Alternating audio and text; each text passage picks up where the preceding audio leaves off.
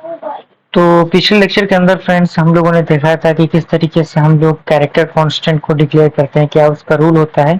आज की video series के अंदर हम डिस्कस करेंगे सी वेरिएबल्स के बारे में। आखिर सी वेरिएबल्स क्या होते हैं, किस तरीके से यूज किए जाते हैं। तो सबसे पहला पॉइंट इसके अंदर कह रहा है कि particular type of variable can store only the same type of constant, यानी पार्टिकुलर टाइप के जो वेरिएबल्स हो सकते हैं वो क्या किया जा सकता है, उनको स्टोर किया जा सकता है केवल सेम टाइप ऑफ कांस्टेंट के रूप में। फॉर एग्जाम्पल की हम बात करें, जो इंटीजर वेरिएबल होगा उसको हम केवल इंटीजर की तरह ही वर्क यूज कर सकते हैं, इंटीजर कांस्टेंट की तरह ही। कोई रियल वेरिएबल होगा उसको केवल रियल कांस्टेंट की तरह यूज कर सकते हैं।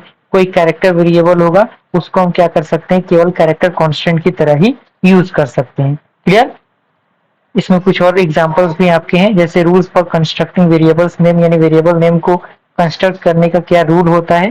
तो यहाँ पे पहला पॉइंट कह रहा है कि variable name is any combination of 1 to 31, यानी 1 से लेके 31 क्या क्या कॉम्बिनेशन के बनता है। वो कॉम्बिनेशन किसके होते हैं, अल्फाबेट्स के होते हैं, डिजिट्स के होते हैं और अंडरस्कोर्स के होते हैं। यानी ये तीनों मिलके आपका 1 से लेके 31 तक के कॉम्बिनेशंस बनाते हैं जिनसे वेरिएबल बनता है।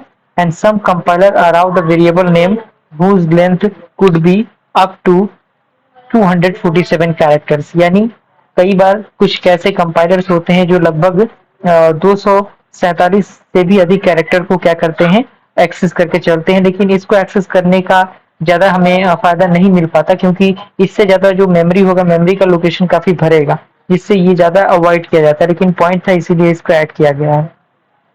अगला पॉइंट कह रहा है कि the first character in the variable name must be an alphabet और अंडरस्कोर, यानी फर्स्ट कैरेक्टर जो होना चाहिए वेरिएबल नेम का वो अल्फाबेट होना चाहिए या तो अंडरस्कोर होना चाहिए। जैसे एग्जांपल की हम बात करें तो एस क्या है आपका, अल्फाबेट है, तो यहाँ पे एस आई हो गया और यहाँ पे अंडरस्कोर दिया ही है। उसके बाद यहाँ पे पॉप है, अंडरस्कोर दिया है। तो इस तरीके की चीजें इसके अंदर है। एवरेज है, ए बी जी, ए आपका क्या है, एक अल्फाबेट है, बी भी आपका एक अल्फाबेट है, इसमें अंडरस्कोर यूज हो ही रहा है, कोई दिक्कत नहीं। और ये एक और एग्जांपल है, जैसे इंटीजर हम देते हैं तो ऐसा यानी सिंपल इंटरेस्ट जो होगा एम होगा और एच आर ए होगा, वो तीनों दोनों क्या होंगे, वो आपके इंटीजर में आएंगे, फ्लोट में आपका बेसल्स आएंगे। ओके, यहाँ से थोड़ा सा आप करेक्ट कर लीजिए और यहाँ पे कैरेक्टर में आपका कोड आएगा। तो ये बेसिकली वेरिएबल को कंस्ट्रक्ट करने का तरीका है।